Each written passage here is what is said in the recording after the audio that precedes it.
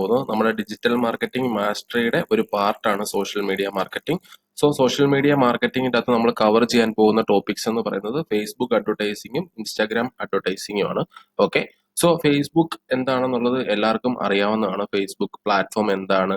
ഇതെന്റെ Facebook personal പ്രൊഫൈലാണ്. So ഈ Facebook personal profile എല്ലാവർക്കും ഉള്ളതാണ്. 18 വയസ്സുള്ള ഒരാൾക്ക് മെയിൽ ഐ ഡി ക്രിയേറ്റ് ആർക്ക് വേണമെങ്കിലും ക്രിയേറ്റ് ചെയ്യാൻ പറ്റുന്ന ഒരു സോഷ്യൽ മീഡിയ പ്ലാറ്റ്ഫോം ആണ് ഫേസ്ബുക്ക് എന്ന് പറയുന്നത്. സോ നമ്മൾ ഈ ഫേസ്ബുക്ക് യൂസ് ചെയ്യുന്നത് എന്തിനു വേണ്ടിയിട്ടാണ്? നമ്മുടെ ഫോട്ടോസ് ഷെയർ ചെയ്യാനും അതുപോലെ തന്നെ ആൾക്കാരുമായിട്ട് ചാറ്റ് ചെയ്യാനും വീഡിയോസ് അപ്ലോഡ് ചെയ്യാനും ഒക്കെയുള്ള പർപ്പസിന് വേണ്ടിയിട്ടാണ് നമ്മൾ ഫേസ്ബുക്ക് യൂസ് ചെയ്യുന്നത്. പക്ഷെ ഈ ഒരു ഫേസ്ബുക്കിന്റെ മെയിൻ ഇത് എയിം എന്ന് പറയുന്നത് മാർക്കറ്റിങ്ങിന് വേണ്ടിയിട്ടാണ് അവരത് ക്രിയേറ്റ് ചെയ്തിരിക്കുന്നത്.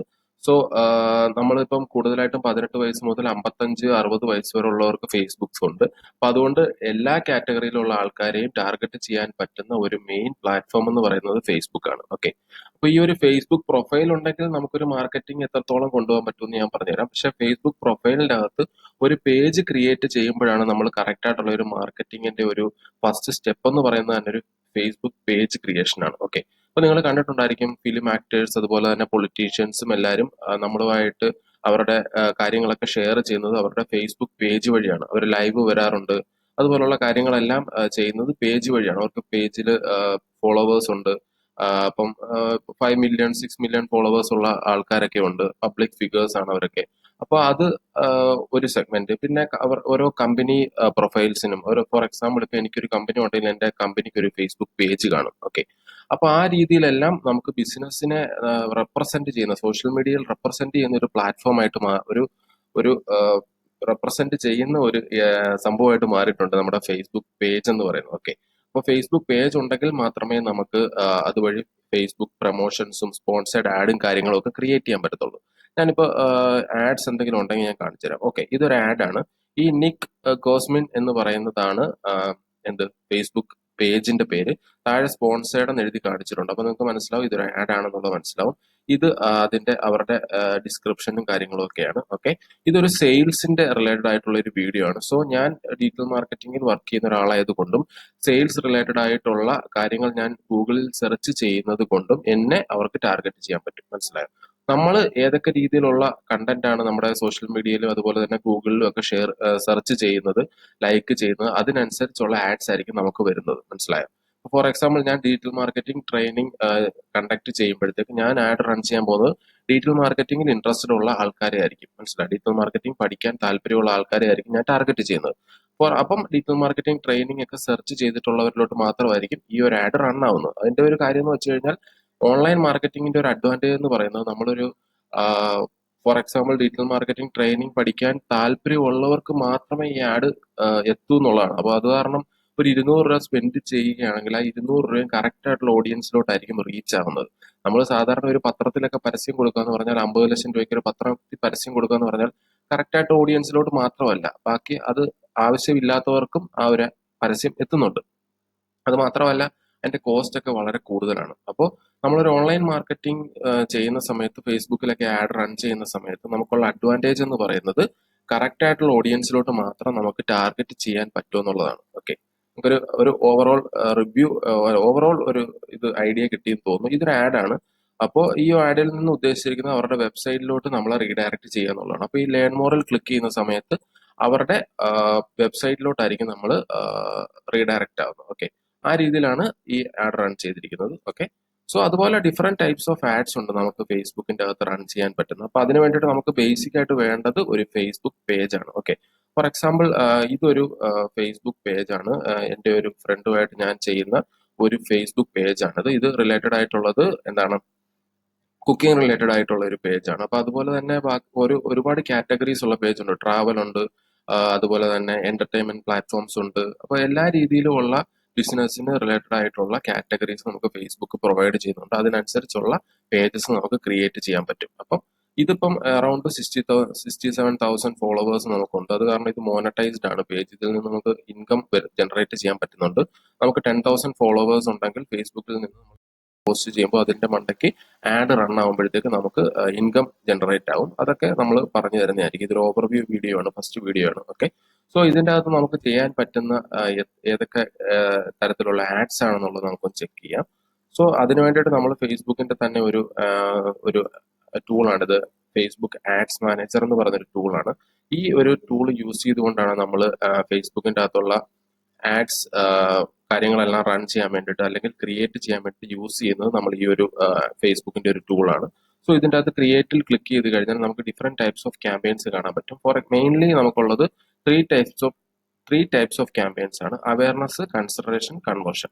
ഫോർ എക്സാമ്പിൾ, നമ്മളൊരു ബിസിനസ് പുതിയതായിട്ട് സ്റ്റാർട്ട് ചെയ്ത് കഴിഞ്ഞാൽ നമ്മൾ ഫസ്റ്റ് ചെയ്യേണ്ട ക്യാമ്പയിൻ എന്ന് പറയുന്നത് അവയർനെസ് ക്യാമ്പയിൻ ആയിരിക്കും. ഫോർ എക്സാമ്പിൾ, എന്റെ കേസ് എടുക്കുകയാണെങ്കിൽ ഡിജിറ്റൽ മാർക്കറ്റിംഗ് ട്രെയിനിങ് ഞാൻ ലോഞ്ച് ചെയ്തിട്ടുണ്ടെങ്കിൽ ഇങ്ങനെ രോഹിത് ശശാങ്കൻ ഇങ്ങനെ ഒരു digital marketing online training launch ചെയ്തിട്ടുണ്ടെന്ന് ആൾക്കാരെ ഫസ്റ്റ് അറിയിക്കണം. അവർ അറിഞ്ഞിട്ടുണ്ടായിരിക്കില്ല.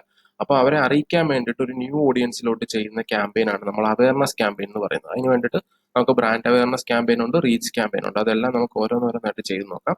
കൺസിഡറേഷൻ എന്ന് പറയുമ്പോഴത്തേക്ക് നമ്മുടെ ഒരു നെക്സ്റ്റ് സ്റ്റേജ് ആണ്. അവർക്ക് ഒരു അവയർനെസ് കിട്ടിക്കഴിഞ്ഞു. സോ അവർക്ക് അതിനെ പറ്റിയിട്ടുള്ള കൂടുതൽ ഡീറ്റെയിൽസ് ഷെയർ ചെയ്യാൻ വേണ്ടിയിട്ട് അല്ലെങ്കിൽ ഒരു ഓഫേഴ്സോ അങ്ങനെ എന്തെങ്കിലുമൊക്കെ കാര്യങ്ങൾ ഷെയർ ചെയ്യാൻ വേണ്ടിയിട്ട് നമ്മൾ ചെയ്യുന്ന ക്യാമ്പയിനാണ് കൺസിഡറേഷൻ ക്യാമ്പയിൻ. അതിൻ്റെ അകത്ത് വെബ്സൈറ്റ് ട്രാഫിക് ക്യാമ്പയിൻ ഉണ്ട്, എൻഗേജ്മെന്റ് ഉണ്ട്.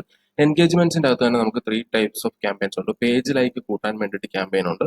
അതുപോലെ തന്നെ എൻഗേജ്മെന്റ്സ് മീൻസ് കമന്റ്സ്, ഷെയർസ് ഒക്കെ കൂട്ടാൻ വേണ്ടിയിട്ട് ഒരു പോസ്റ്റിനടിയിൽ കമന്റ്സ്, ഷെയർസ് ഒക്കെ ക്രിയേറ്റ് ചെയ്യാൻ വേണ്ടിയിട്ടുള്ള ക്യാമ്പയിൻസ് ഉണ്ട്. അതുപോലെ തന്നെ ഈവന്റ്സ് പ്രൊമോട്ട് ചെയ്യാൻ വേണ്ടിയിട്ട്, ഫോർ എക്സാമ്പിൾ എൻ്റെ ഒരു ഷോപ്പ് നെക്സ്റ്റ് വീക്ക് ഓപ്പൺ ആകുന്നുണ്ടെങ്കിൽ അതിനെ പ്രൊമോട്ട് ചെയ്യാൻ വേണ്ടിയിട്ട് നമുക്ക് ക്യാമ്പയിൻസ് ചെയ്യാൻ പറ്റും. പിന്നെ ആപ്പ് ഇൻസ്റ്റാൾ എന്ന് പറയുന്നത് ഗൂഗിൾ പ്ലേ സ്റ്റോറിലുള്ള ആപ്സിന്റെ ഡൗൺലോഡ്സ് കൂട്ടാൻ വേണ്ടിയിട്ട് നമ്മൾ ചെയ്യുന്ന ക്യാമ്പയിൻ ആണ്. വീഡിയോ വ്യൂസ് എന്ന് പറയുന്നത് ഫേസ്ബുക്ക് പേജിന്റെ അകത്ത് അപ്ലോഡ് ചെയ്തിരിക്കുന്ന വീഡിയോസിന്റെ വ്യൂ കൂട്ടാൻ വേണ്ടിയിട്ട്.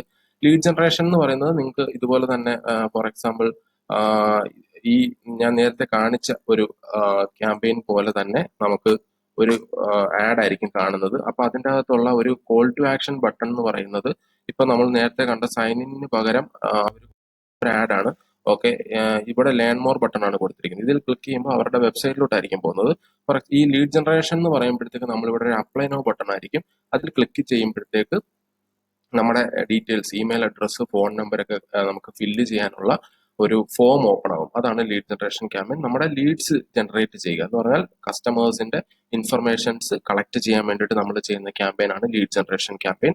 അപ്പോൾ ഈ കൂടുതൽ ആൾക്കാർ ഇപ്പോൾ ലീഡ് ജനറേഷൻ ക്യാമ്പയിൻസ് ചെയ്യാറില്ല. അതിന്റെ ഒരു മെയിൻ കാരണം എന്ന് പറഞ്ഞു കഴിഞ്ഞാൽ ലീഡ്സ് കളക്ട് ചെയ്ത് കഴിഞ്ഞാൽ നമ്മൾ അവരെ വിളിച്ച് അവരെ കൺവിൻസ് ചെയ്ത് കൺവെർട്ട് ചെയ്യണമെങ്കിൽ നമുക്കൊരു സെയിൽസ് ടീംസ് അത്യാവശ്യമാണ്.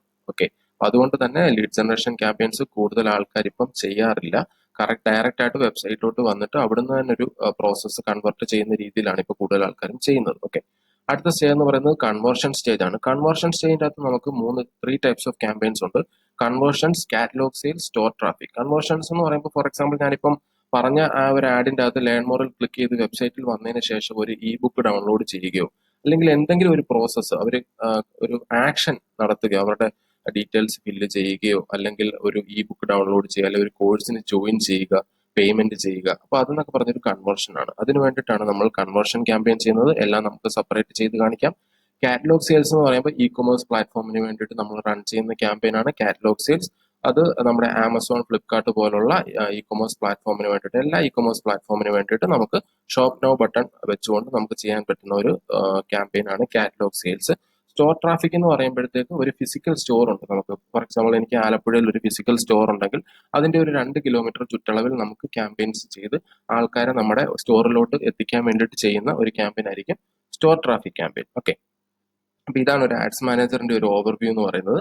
പിന്നെ നമ്മുടെ ഫേസ്ബുക്കിന്റെയും പേജ് എന്താണ്, പ്രൊഫൈൽ എന്താണെന്നുള്ള ഒരു ഡിഫറൻസ് നിങ്ങൾക്ക് മനസ്സിലായെന്ന് വിശ്വസിക്കുന്നു. അതുപോലെ തന്നെ ഫേസ്ബുക്കിലുള്ള അവരുടെ തന്നെ ഒരു ഫീച്ചറാണ് ഗ്രൂപ്പ്സ് എന്ന് പറയുന്നത്. ഗ്രൂപ്പ് കൂടുതലായിട്ട് നമുക്ക് ആൾക്കാരെ ഇൻവൈറ്റ് ചെയ്തിട്ട് നമുക്ക് അവരുമായിട്ട് നമുക്ക് കൂടുതലായിട്ട് കോൺവെർസേഷൻസ് സ്റ്റാർട്ട് ചെയ്യാൻ പറ്റുന്ന ഒരു പ്ലാറ്റ്ഫോമാണ് ഗ്രൂപ്പ് എന്ന് പറയുന്നത്. ഗ്രൂപ്പ് നമുക്ക് പല പ്രൈവസി സെറ്റിംഗ്സ് ഉണ്ട്. ഗ്രൂപ്പ് സീക്രട്ട് ഗ്രൂപ്പ്സും കാര്യങ്ങളും ഒക്കെ നമുക്ക് ക്രിയേറ്റ് ചെയ്യാൻ പറ്റും. മനസ്സിലായോ?